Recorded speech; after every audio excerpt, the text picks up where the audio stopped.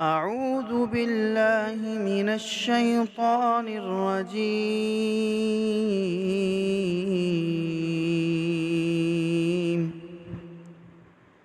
بسم الله الرحمن الرحيم.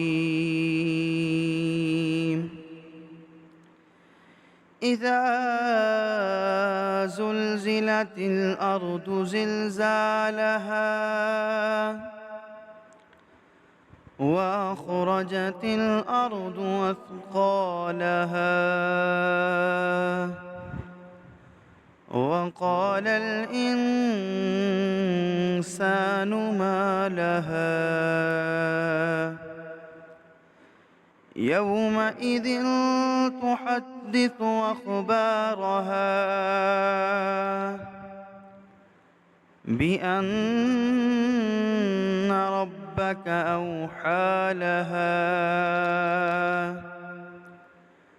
يومئذ يصدر الناس أشتاتا ليروا أعمالهم